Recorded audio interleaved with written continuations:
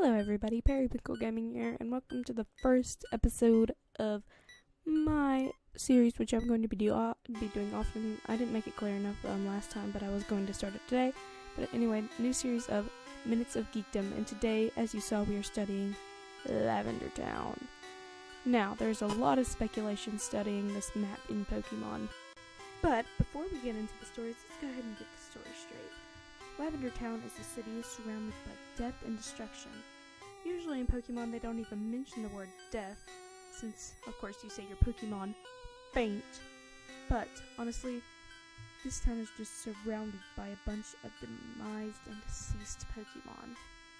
Including you see many graves as you go up to defeat the ghost Pokemon at the top of the tower, which turns out to be, very disturbingly, a Marowak, a deceased one to be precise.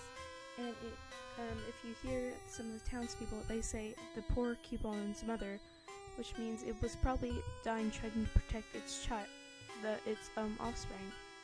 So Lavender Town is one of the creepiest towns in Pokemon, and it's honestly just utterly depressing. So anyway, let's go ahead and get into the stories and speculations. Number 1 is the most popular, which is the Lavender Town Syndrome. Back when the game was first released, the music you're hearing in the background was said to have high-pitched frequencies that only young children can hear, precisely from ages 8 to 12, through headphones when playing, that would make them have headaches and seizures, which would eventually make them commit suicide. Now, many people believe this to be a hoax, as well as others. I think they got it mixed up with the Electric Soldier Porygon episode, which is an episode of Pokemon that is claimed to which is actually real and caused many seizures in Japanese kids around the world and is banned, but you can look it up on the internet where this is, and you can look up the scene. I'm showing you the exact scene where the seizures were caused. The red and blue lights were the ones. Now, even though Lavender Town Syndrome is said to be false, many people still believe it is true, and people even claim that it has happened to them. But as of now, there is no proof that Lavender Town music actually does cause seizures. Number 2, Buried Alive. Now, this is something from Pokemon from a while back when the game was still in development. The team was thinking of adding a new antagonist instead of the ghost we have now, which is the dead Marowak. They wanted to add a character called Buried Alive. Buried Alive got his namesake because it looks like he is a corpse coming out of the ground from recently being buried alive. But Buried Alive was supposedly scratched from production because he apparently crashed the game as soon as you defeated him or he defeated you, and you were greeted with this screen, which obviously shows Buried Alive holding your character's a dead corpse. If you don't think that's creepy, you may want to get some help. But Buried Alive was scratched from production, and now we have the ghost or Marowak. Number 3, the missing frequencies. Now this theory is quite popular. Someone had his friend die quickly after playing a game, so he checked out the audio within the game. Soon he found a little bug that appeared with the ghost image that you see now. But yet again, this is all crap.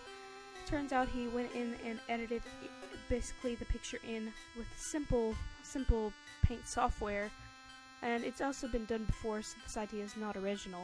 But the missing frequency myth is actually fake. Number 4, the White Hand. What is believed to be what is actually in the game, where a trainer mentions a hand on your shoulder. This is said to be a move by the famous Buried Alive that was not only scrapped from production, but let's say that it was not scrapped from production entirely, with White Hands still being hinted at by a trainer.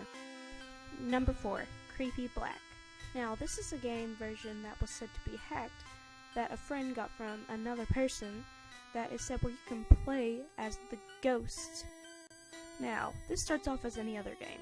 You pick your starter, but you can actually pick the starter, which is Ghost, Dead Marowak. You can do anything you want with the normal starter, but you can only have one move, Curse, where you can immediately kill any Pokemon, and not just faint, kill. You can even kill the trainer if you wish. and it's honestly very creepy. But once you do that at the end, this is the demented part.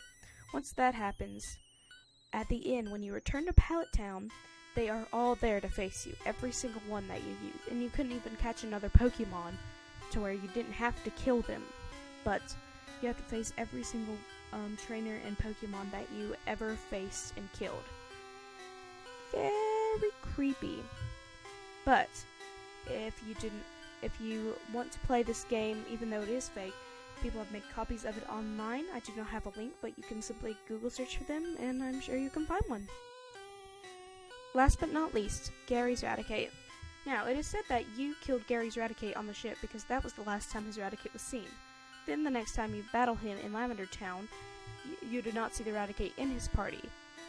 This is probably because he's in Lavender Town to grieve his Raticate. Then you're there, the reason he fights you is because he's so mad at you.